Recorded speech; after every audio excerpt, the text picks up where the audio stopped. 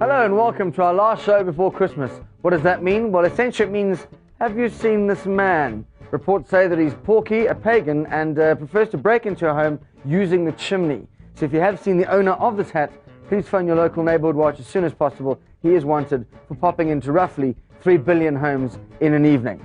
This week on Go Open, the only open source technology show in the world ever in the history of the word ever, which is quite long. We're going on a hemispherical trip, which is a trip kind of like that. It goes from Brazil, home of the nuts, how festive, to Bombay, the place where you too can buy a cricket match anytime you have the correct number of dollars. We'll also be finding out about the games that smart people play. I think that's more ooh as opposed to And of course our competition, where you can win cool gadgets from people like LG, which is short for LG, and HP, or some lovely clothes from Soviet. Open source software exists as a result of the combined efforts of millions of computer programmers, users, and software vendors from around the world. They share their intellectual property freely, and they believe that software should cost nothing and should enrich the lives of users. Open source software is the alternative and biggest challenger to closed source or proprietary software. It generally costs the user nothing. It can be distributed freely to anyone. Download it, use it, modify it, and give it away. It's a whole new world. Open source is the future of computing. So, how is open source changing the lives of those people who live in those countries that are named developing? Well, from Brazil to South Africa, that's home of the nuts. South Africa, home of the, well, we're also nuts. To Calcutta, spicy nuts. And mainland China, which is basically the south of Johannesburg. Everyone in that part of the world is saying yes, yes, goodness yes, ooh yes, yes, wow, ooh yes to open source. And here's why. Open source is taking over the world, especially the developing world, from Brazil in South America to our own shores to India and China, creating an arc imaginatively called the Southern Smile. We have many problems in common, and open source is one way for us to share our resources, especially that most valuable commodity of all, intellectual capital, brain power. Developing countries are now collaborating more and more, and open source is not only part of the share and share alike philosophy, but also a major driving force. If we are able to combine our talents, then the amount of investment that we put in our research and development activities, the returns on that are much higher. Ntantla Mabaso has been working on the CSIR's open source initiative for several years, examining the introduction of open source to government and parastatals. They have tied up with similar organizations in Southern Smile countries to overcome common problems. The cost argument diminishes the whole debate. It's a bit like arguing whether it's more expensive to have apartheid or not, and what is the cost of freedom. In reality, freedom should be free of charge, but it may come at a cost, yet it's still worth it. In India, an experiment to test how well children from underprivileged areas respond to new technology has resulted in an exciting project here in South Africa. Professor Sugata Mitra of NEET, he started a project called the Hole in the Wall. And there he put a computer system in a hole, in a wall, next to a slum, right next to where he was working. And he learned that very soon they taught themselves the basics of a computer. So we have replicated that project in South Africa. The Digital Doorway is an initiative between the CSR and the private and the public sector. The concept is minimally invasive education, and that term basically implies that there's no teacher. We put down equipment, and the users from the community come and they teach themselves how to use a computer just by exploring and playing around with the applications. They try different things and they learn at their own pace. And that way we hope to increase the computer literacy skills in South Africa. Sam is a young man from Mamelodi near Pretoria. Both his parents are dead, and he has been forced to leave school to support himself by selling newspapers. But Sam has not given up on his education, and thanks to the Digital Doorway, he can pursue a newfound interest: computing. I get everything inside the computer, so that's why I can learn even if I don't go to school. I learn everything. Like the Indian hole in the wall, the Digital Doorway is a robust computer built to survive continuous hard usage. It is running the open source Linux operating system with educational and office programs. It is also connected to the internet. And what's your favorite website? My favorite website is for Mandoza. Oh, Mandoza website. Of all the Southern Smile countries, India is the one we have the most in common with. And there's certainly a lot that we can learn from each other. Taking their lead in the call center arena, we're starting to think globally and act locally. At the HPI community in rural Limpopo, local people are involved in a pilot project to establish a call center, a phone-in help desk for hire. They use open source software written for the task. We're looking at doing the support for the new 441 product, which is worldwide. So we'd have people phoning up from Australia, from New Zealand, wherever in the world, Norway and so on. We'll do the support for them. South Africa has been recognized as a place where, and it's not because of cheaper labor or anything like that, it's just a place where we've got the technology, we've got the infrastructure, we've got everything here. And now they've realized that because of our timelines, we can compete with the rest of the world. The Southern Smile Initiative has support from the government, and open source is making everybody sit up and take notice, not least of all for the opportunities it is presenting. Well, look, in South Africa, there must be an ability to develop our local software industry. But as long as we're operating on the basis of proprietary software, it's going to limit the ability for us to free up the potential. We can build up local industries. We can be proudly South African. We can support that campaign. John Mad Dog Hall is our international guest. He's the Executive Director of Linux International, which promotes Linux internationally. Bit of a twist in the end there. Mark Chase hooked up with him via video conference. How technological. Welcome to Go Open, the world's first show dealing with open source technology and methodology. Now, first up, let's talk about free versus open. I think the real problem there is that people are only concentrating on the traditional ways of thinking about software. Now, what people really want, in our estimation, is really service. And that brings us back to having the bulk of software being able to be available over the net. And then you pay your money to have it tailored exactly to what your needs are. If you get software for free, then how does the development of that software get paid for? There are people who say, well, I'm a consultant or I'm working for a large company, and the fact that I write this free software gives me recognition inside of the programming community, and perhaps somebody will hire me to do a job. What are the hidden costs associated with proprietary software? What happens if a computer company goes out of business and it's that company's email system that you're using to run your government? Can you maintain that yourselves without the source code of that email system? And if people say that, well, that's why I pick a large company like Microsoft to be able to run my company or buy my software from, because they're a large company, well, then I can answer back and I can say Wang or Prime or Data General or Digital Equipment Corporation or Compaq, which were all large companies in their time, but which no longer exist. A lot of end users who haven't come across Linux or perhaps have heard about it, they don't really quite understand that it could be quite easy to use. How would you respond to that? Well, I would suggest that they simply take a little time out and try it. Either by perhaps coming to an event like Linux World and taking a look at it, or they could perhaps visit a university or ask for some consulting firm to come in and present them a presentation on what Linux is like. Today, Linux is shipping on about 1/3 of all the server systems that are shipping.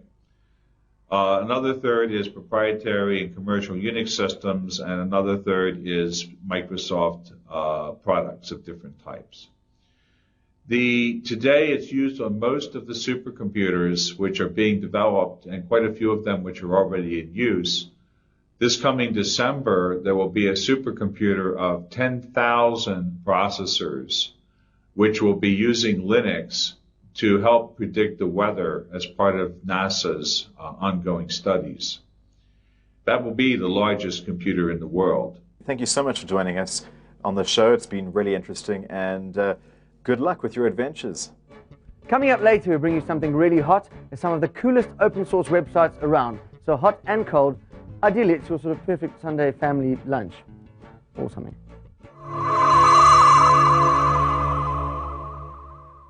Now, Raymond Costa is a young man who's almost completely deaf, but he can use, through open source, the internet to communicate as much as he wants. 14-year-old Raymond Kosa lives in the small town of Mokopane in the Limpopo province. He was born a healthy, normal child. But as Raymond got older, he wasn't developing quite like other children. By the time he turned 10, his parents realized that something was seriously wrong. Raymond uthomile hearing problem. Raymond uthomile the year 2000.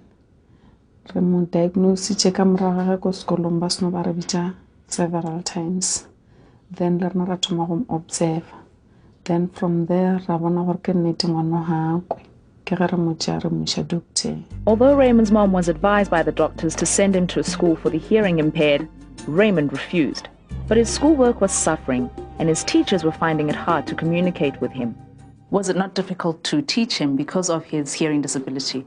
Since I'm not trained to deal with people of that disability, I had to develop some methods to accommodate him. I couldn't just leave him alone with those instructions. Shoki Majui is a tutor at the HPI Community Center, which runs open source computer training for the public. She encouraged Raymond to enroll in one of her courses. During June holidays, we usually train the community, including learners, so that we can accommodate them.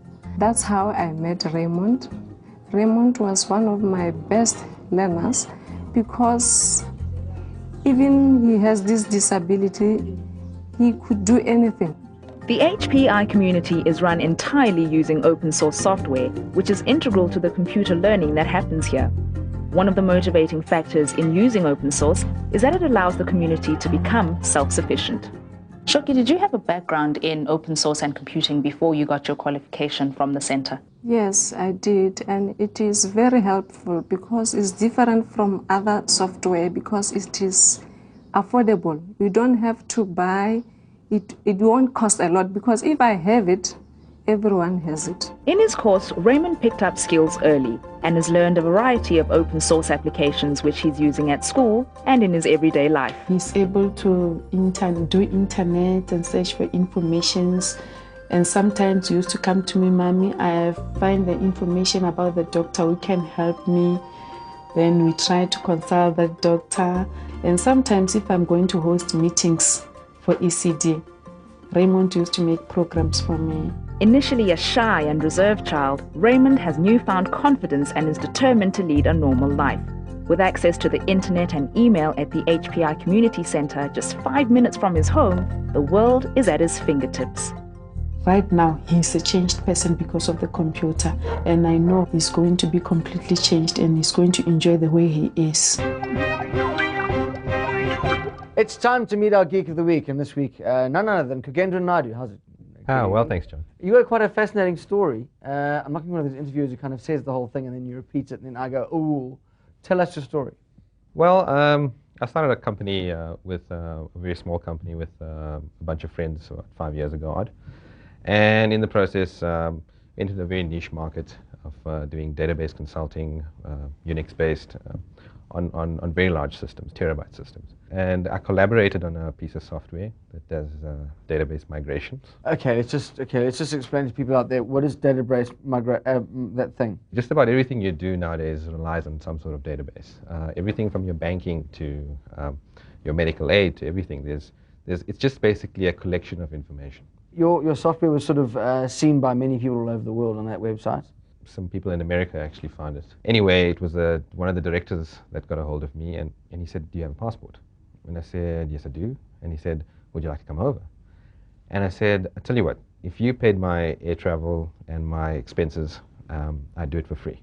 And he was not, get out of here. He didn't think I was for real until I actually landed in Florida. I essentially migrated their system that was taking 17 hours. I did it in about 3.5. Sure, and you didn't charge them at any point? Well, that's the beauty of it, is they took me to Disney World, and I went to NASA, and they really showed me a righteous time, and they were a really beautiful bunch of people. And, one of the greatest things about open source is actually it's a meritocracy. It's about people that want the recognition of their peers. Are there financial rewards to what you've done? Definitely. The costing model is service-based, and essentially in the emerging markets that we have today, the service-based model is proving itself to be far more robust and more marketable, and definitely more friendlier model from a business perspective. It's Kagendra Naidu. Coming up next, another local hero. And of course, our competition. We can win gadgets and gear and all sorts of things that click and whir and buzz in the night. Kagendra, thanks very much. Thank you very much for the opportunity. Cheers. Ever had the feeling that you want to boot your computer right in the kernels?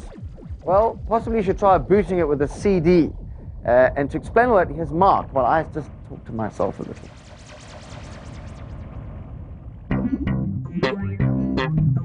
Today we're doing it live. A live CD is a way of trying out a whole new operating system on your computer without affecting the software that's already installed. Now, a live CD will run slower than software that's actually installed on your hard drive because the CD is actually slower than a hard drive. But it's still a fantastic way to show people what Linux is all about, or to put Linux onto a new computer and see whether or not it's going to run. There are several different live CDs available, and the best place to find them is on the Frozen Tech website. Download your version, burn it to CD, and there you go. The great thing about a live CD is that you literally just stick it in the CD-ROM drive and it boots up as if the operating system has already been installed. A live CD lets you see all of the applications that you'll get on Linux, even if they're running slowly, without affecting any of the software on your PC. Look forward to seeing you again next week. For more information on booting Linux from CD or anything in this program, please visit our website, www.goopensource.org. You can also order a free CD with free programs for Windows. We'll even post it to you for free as well.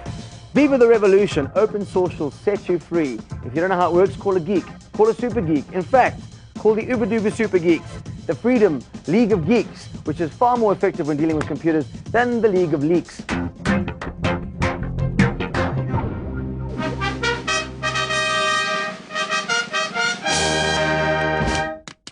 Sir! Reporting for duty, sir! At ease, soldier.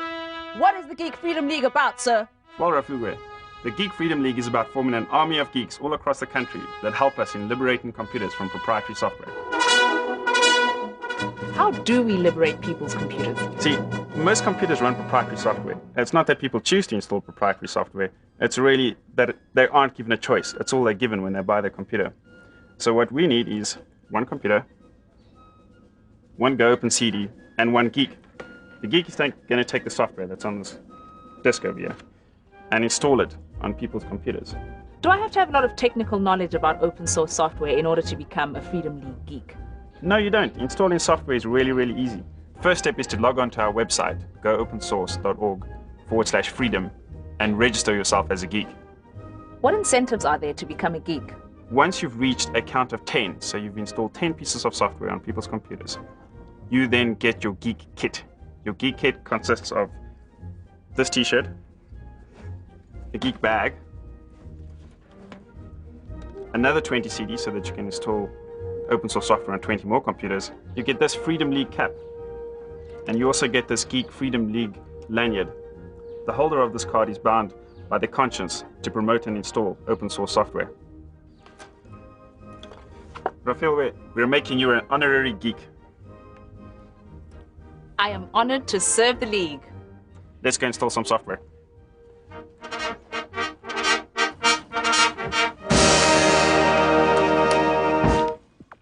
Now you know you're not alone. At any time you need a hand, just call on the Freedom League and they will be on hand to help you with whatever you might need. Because it's a weird, wild, wonderful, worldwide web, and this week we're going to look at 3 open source projects that you can access by simply using the internet. Now that the festive season has hit, you might want to get into the spirit of things by downloading the free and open source Christmas version of Tetris. Get it from www.steinsoft.net and look for it in the projects folder under Games. It's the same Tetris you know and love, but themed and packaged with a corny song that's guaranteed to drive you insane. Now, if you want to regain your composure and get a sense of peace and harmony, be sure to surf to www.csszengarden.com. While the site might look and feel good, there's a whole lot more to it than meets the eye. It's actually a project that shows the power of something called Cascading Style Sheets, or CSS. CSS is a design tool for the internet in which a single template instructs the entire website how to present text and pictures. Every single page you're seeing has exactly the same content, only the template is different. And the magic of cascading style sheets is that you can literally change the design of an entire website by making a single change in your template. Which leads us straight into the arms of the international Linux community at www.linuxgazette.com. This is essentially a communal blog, a self-made news reference for anyone interested in Linux or anyone who wants to learn more. If you've always been terrified of dipping your toe into the Linux world, Linux Gazette will hold your hand through pretty much any query you might have. Boffins of the world, unite! Here are the sites we've talked about today. First off, we had www.steinsoft.net for the naggingly addictive Christmas version of Tetris. Then, Serenity returned when we surfed to www.csszengarden.com, where we meditated on the beauty and inner magic of cascading style sheets. Lastly, the community spirit at www.linuxgazette.com helped us feel that the open source movement is open to all of us, even those of us who can't pronounce Linux, or is that Linux? As promised, you can win. Absolutely, we have great prizes from HP. Wow. The PhotoSmart camera and printer bundle, which is a big bundle which has a camera and a printer in, and there's a 17-inch flat screen monitor from LG and 2 DVD writers, also from the same people. Plus there are 2 1,000 Rand gift vouchers from Soviet Jeans. All you have to do is answer the simple question. Southern Smile is the name given to A, the way you're greeted in Cape Town, B, an ice shelf in Antarctica, or C, the developing countries using open source. SMS your answer, plus your name to 34357. The SMSs are charged at 2 Rand each. And as they say in Zimbabwe, if you rob Mugabe, everyone's a winner in an election. Last week's competition winners are... Janine Lachransi, she wins a 17-inch LG monitor. Shesare Pillay and Praveen Singh each win LG DVD writers. Cecilia Newhoff and Marion Lewis win 1,000 Rand Soviet Jeans vouchers each. And Brian Erasmus walks away with that stylish HP bundle, a digital camera and printer. Now, due to Christmas and New Year, which happen annually, we'll be off air for about 2 weeks. Off air is something like this. But never mind. In the meanwhile, you can visit our website, which is bush. That's www. Which is just a dot, and goopensource.org. In the meanwhile, join us on the 8th of January for another exciting, amazing, fascinating, splendid, sophisticated, sparkly, glittering, action-packed cavalcade of information about open source on Go Open. And of course, please, if you do have such a thing, please have a blessed Christmas. Or if you don't have that, then just have a blessed, just general period where Christians go mad and everyone buys everything, lots of nuts, a turkey. If you're a turkey, in for a bit of a lousy time, sorry about that. And if you're from Brakpan, groete.